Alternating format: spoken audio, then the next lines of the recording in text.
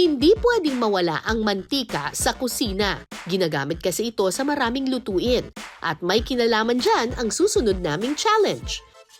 Alam mo, Empoy, yung ating mga kababayan, hindi naman lahat afford bumili ng ganito kalaking mantika. Tama naman. So, dito sa palengke, gumagawa sila ng Tingi-tingi.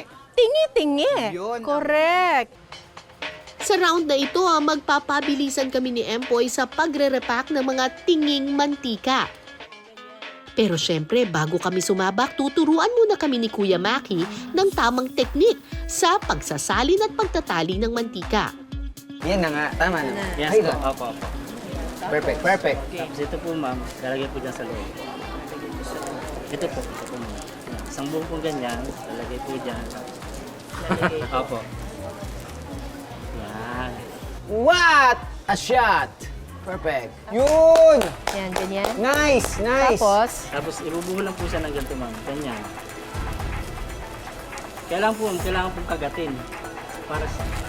Ganito po muna, ganito. Bubul po sa paikot po. Paikot po siya ng ganon. Miss Cara, kaya natin to. kaya natin to. Unang makapag-repack ng 10 supot ng mantika at ma-deliver ito sa kalapit na tindahan, siya ang panalo. Round 6, simulan na! Start pa lang, hindi ko na mahanap yung puwet. So, ito na yun. Pag ganon. Ito.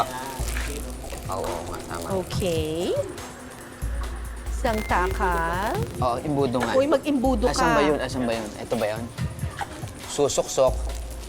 Pag ganon? Okay, tapos bubukas. Tama ba ako?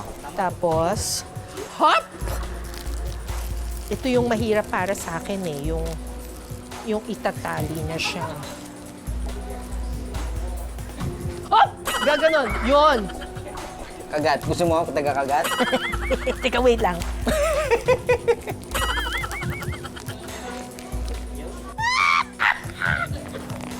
Okay. One down. One down. Wait lang. Kailangan talaga pala parang mas malobo siya. Kailangan malubo eh. No? Challenge sa akin yung kagat. 2 down. Ang ganda! Parang plastic balloon, no? Birthday? Mali Four. yung isa ko eh. Okay, ilan na sa'yo? Apat din, pero ang punggok nung isa. Wait lang, parang magkakasabay pa tayo ah. Hindi pala biro ang pagbabalot ng tinging mantika. Yun! Di ba? Nabawi. Mahina talaga ako sa pagtatali. Okay lang yan, Emengard. Makakaalis din tayo sa kwadra pagdating ni Sarah. Oh my God. Wow! Naughty! What a perfect! Uy, nakasampu na ako! Hep, bago mo yan i-deliver, ipacheck muna natin kung pasado yan sa merkado. Check mo nga, sir, kung okay siya. Ano yung mga hindi okay? Ito lang medyo alanganin siya. Ayan. May tatlong alanganin. Isang maliit po siya. Ulitin mo. Ulitin ko yun? Sorry. Maya-maya pa, Lima pang gagawin ko. Nagpiprito ka din. kulang pa ako ng kalahati habang si Empoy mukhang tapos na. Sana oil! Huwag ka. Hindi pa natin alam, baka matapilok ka on the way there. Wait lang. Siyempre, dapat dahan-dahan ang pagde-deliver para wag matapilok. Wow!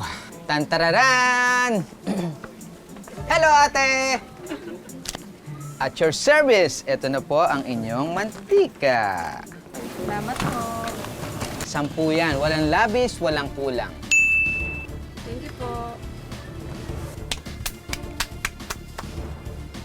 Ang aking kaibigan na si Miss Cara ay nandun pa. Gumagawa pa siya ng mantika na i-deliver sa inyo.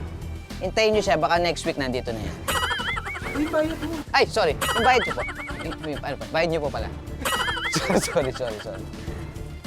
Salamat po, ma'am. Thank you. Wagi ang diskarte ni Empoy sa mantika.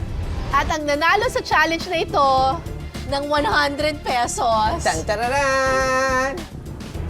So, tabla na kami ngayon. Sabi ko sa'yo, babawi ako, di ba? Ayun na nga. Tabla na ang score, 3-3.